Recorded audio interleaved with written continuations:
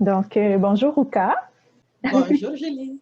Donc, dans le fond, c'est ça, on a une petite discussion ce matin pour faire un petit complément là, au portrait vidéo qui a été diffusé la semaine dernière sur notre page Facebook puis sur les réseaux sociaux. Donc, ma première question, en fait, c'est ça a été quoi ta réaction quand tu as appris que tu avais été choisie pour être ambassadrice de la semaine d'Action bénévole? Est-ce que tu savais que le Centre d'éducation populaire de l'Estrie avait soumis ta candidature? Oui, ben effectivement, Mylène, qui est la directrice du Centre d'éducation populaire, m'avait contactée puis m'a dit, hey, il y a le Centre d'action bénévole qui cherche des ambassadrices, un ambassadeur, en tout cas qui cherche un ambassadeur. Puis moi, je trouve que tu es tellement une bonne personne pour le faire parce que tu t'impliques beaucoup. Est-ce que je peux donner ton nom? Et que là, je lui ai dit, ah, tu trouves? Elle dit, oui, oui, sérieux, je pense que tu es vraiment parfaite pour ça. J'ai dit, bon, ben super, vas-y, donne mon nom. Fait que c'est vraiment comme ça que c'est parti. Puis finalement, quand tu m'avais contacté pour me dire, écoute, je ne m'attendais pas à grand-chose. Je me suis dit, ben, je vais le faire, puis on verra bien ce que ça va donner. Fait que quand tu m'avais dit que j'étais choisie, j'étais tellement contente parce qu'il me semble que les ambassadeurs issus de communautés culturelles, on voit ça des fois dans les grandes villes pour les cosmétiques ou quoi, mais jamais pour des choses sociales, pour des enjeux sociaux, moi je trouve.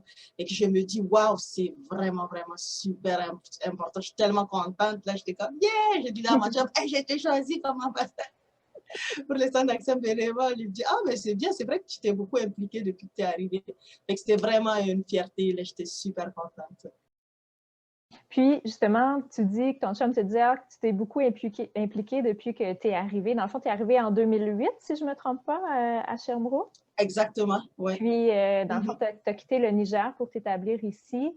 Qu'est-ce qui t'a incité à devenir bénévole quand tu es arrivée à Sherbrooke? En fait, c'est ça, quand je suis arrivée, moi, j'ai quitté toute ma famille, hein. J'ai laissé famille, amis, connaissances au pays. Je suis arrivée toute seule ici, comme on dit, qui prend mari, prend pays. Fait que je suis venue rejoindre mon mari qui, lui, est québécois. Fait que l'idée pour moi, puis moi, je suis quelqu'un de très, très sociable. Sociable et social, j'aime les gens, j'aime le monde. Je me nourris de l'énergie des gens. J'ai besoin d'avoir des gens. Je dis ça, on dirait une vampire, mais j'ai besoin d'avoir des gens autour de moi. Fait que d'arriver ici, d'avoir laissé tout mon monde, puis je connaissais personne, je me disais comment, j'en parlais avec mon job justement, je lui disais, j'aimerais ça savoir comment je peux rencontrer des gens, parler à du monde, puis en même temps, tant que ça peut être utile, pourquoi pas, parce que moi, je suis sociologue de formation et que j'aime ça, la société, puis étudier les gens et tout ça. Il m'a dit, ben, écoute, du bénévolat, en attendant que tu te trouves un emploi, tu peux commencer à voir si tu peux faire du bénévolat et tout. Et c'est vraiment comme ça que j'ai dit, ah, mais comment je le fais? Mais tu vois, à ce moment-là, il m'a juste dit, ben, regarde des organismes ou des organisations où tu aimerais aller plus dans le monde, communautaire. Fait que je commençais à regarder la maison de la famille, telle place. Et que je suis allée porter mon CV, j'ai essayé de m'impliquer. Fait que c'est vraiment parti de comme ça. C'est sûr que j'ai commencé à travailler assez rapidement après mon arrivée, mais ça ne m'a pas empêché de quand même continuer à m'impliquer parce que j'aimais ça. Je voyais les gens, je rencontrais du monde, je discutais, puis les gens étaient super gentils. Fait que ça te donne encore plus le goût de continuer. Oui. C'est vraiment comme ça que ça a commencé. OK. Puis, toi, tu es maman d'un garçon préadolescent maintenant, hein, et d'une fille. Oui. Est-ce que tu penses qu'il est important Oui. de transmettre la valeur d'engagement à tes enfants? Oui, puis même mon chum aussi, on a la même idée, puis la même idéologie là-dessus, de se dire, tu peux te rendre utile, puis tu n'as pas besoin nécessairement d'être payé pour ça. C'est juste de te dire, tu rentres, toi, tu as une maison, un toit, tu es bien, tu es content, tu as quasiment presque tout ce que tu demandes, tu manges bien. Mais s'il y a des gens qui ont besoin parce qu'ils se retrouvent dans des situations des fois pas super, tu peux les aider, sans nécessairement attendre quelque chose en retour. Ce que tu attends en retour, c'est peut-être la reconnaissance, le sourire qui va venir avec, puis de te dire, tu as fait une petite différence dans la vie de ces personnes-là. Fait qu'effectivement, on commence à leur en parler, puis des fois, quand j'ai le temps d'aller participer à des manifestations ou des événements organisés par des organismes dans lesquels j'ai déjà été impliquée, je les amène, surtout ma fille, elle aime beaucoup, elle est un peu comme moi, elle aime beaucoup les gens. Le préado, des fois, il faut le tirer, mais ça leur permet de voir un petit peu qu'est-ce que ça fait d'aider les gens, de servir, de faire ci, telle chose. Oui, on veut vraiment leur inculquer cette idéologie.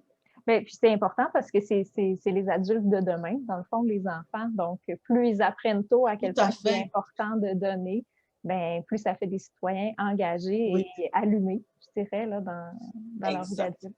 Voilà. Parlant d'engagement, février, c'est le mois de l'histoire des Noirs, une cause qui tient à cœur, comme tout ce qui touche la diversité culturelle. Puis dans ton portrait vidéo, on sent vraiment que, comme bénévole, tu souhaites montrer que tout le monde peut faire du bénévolat, puis peu importe d'où on vient. Tu dirais quoi à une personne immigrante qui n'a pas encore fait le saut dans l'univers du bénévolat pour l'encourager, l'inciter à s'impliquer? Je pense que la meilleure manière, puis une manière qui est très, très banale, très simple souvent, c'est d'aller par l'exemple. Souvent, ça parle plus quand c'est concret. Quand toi, tu l'as déjà fait, parce que tu ne peux pas dire à quelqu'un, fais ci, quand toi, tu ne l'as jamais fait. Tu peux le faire, mais j'avoue que l'effet est moins présent. Mais quand tu l'as déjà fait, tu sais tous les bienfaits, puis qu'est-ce que ça te donne à toi et ça donne surtout aux autres. C'est plus facile de l'expliquer à quelqu'un. Il sent l'enthousiasme, l'excitation, puis tout ce que tu as pu ressentir. Fait que moi, j'y vais par mon exemple de dire à la personne, OK, tu viens d'arriver ou ça fait quelque temps que tu es là, tu ne sais pas comment t'impliquer, tu ne connais pas beaucoup de gens dans ton quartier. Mais as-tu déjà pensé, j'ai l'impression de faire la publicité, mais c'est quasiment ça. As-tu déjà pensé à faire du bénévolat? C'est ça, tu as déjà pensé à en faire, mais je ne sais pas comment, c'est où que je peux m'impliquer, comment je peux le faire. Et là, en le sachant, tu dirais, centre d'action bénévole, connais-tu le centre d'action bénévole, tu peux aller là où moi je peux. C'est quoi qui t'intéresse en fait? Tu veux t'impliquer dans quoi? Dans ton pays, tu faisais quoi? C'est quoi qui t'allume? Parce que moi, je trouve que le mieux, c'est d'aller dans un domaine qui vous intéresse parce que ça ne sert à rien d'y aller pour y aller, puis qu'on n'est pas bien parce que ça ne nous rejoint pas.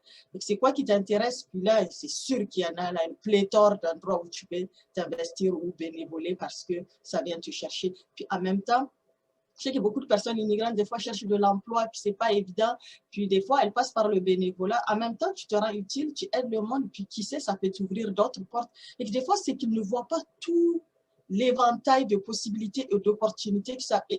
Des fois, elles voient juste le côté, je vais aller faire de quoi, puis je ne serai même pas payée. C'est comme si j'ai perdu mon temps, mais tu ne perds jamais ton temps en aidant le monde. Donc, c'est vraiment cette image-là qu'il faut casser, que tout travail mérite salaire, comme on dit. Mais là, je ne le vois pas comme un travail. Tu vas aider du monde. C'est sûr que c'est différent, comme je dis. Quand tu vas aider ton voisin à sacler son champ ou quoi que ce soit, juste parce que ton voisin, vous êtes dans le même village, tu t'attends à ce qu'il te donne quelque chose. Non, tu le fais par esprit de convivialité, puis d'être ensemble. Ou quand tu gardes l'enfant de ta voisine parce qu'elle doit courir au marché acheter un truc, tu n'attends pas qu'elle te donne la bouffe qu'elle a préparée ou quoi. Si elle le fait, elle aussi, c'est parce que ça lui fait plaisir, mais ce n'est pas une attente. C'est de faire des liens avec ce qui se fait dans le pays d'origine, qui peut se faire ici. C'est vrai qu'ici, c'est beaucoup structuré, tout est organisé et tout. Mais n'empêche, le résultat est le même. Tu aides quelqu'un qui, sur le moment, en a besoin. C'est vraiment moi comme ça que je l'amène. Puis des fois, ça fait comme des petites étincelles dans les yeux parce qu'ils ne l'ont jamais vu de cette manière-là. Dans ta carrière de bénévole, parce que tu as été impliquée à plusieurs endroits quand même et tu t'impliques encore dans la communauté, est-ce que tu as un moment marquant que tu aimerais partager avec les gens? Ah, mon Dieu, un moment marquant.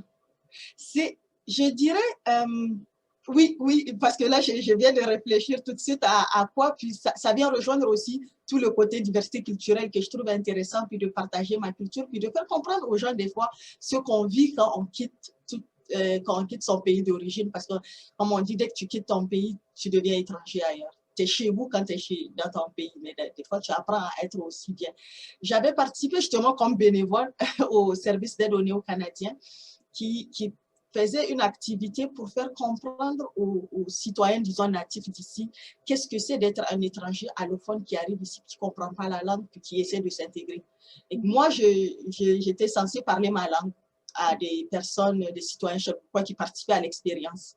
Puis, pour une fois, je parlais ma langue, puis j'étais bien. De toute façon, chaque fois que je parle ma langue, je suis bien, mais je le faisais dans une perspective de faire comprendre, donc de faire réveiller l'idée de si moi je te parle dans ma langue, puis je suis toute excitée, puis je suis comme, hey, nanana, je parle vite et tout, je ne comprends rien. Quand on ne comprend pas, tu es sourd et muet. Le résultat est le même. Tu ne peux pas parler la langue, tu ne la comprends pas.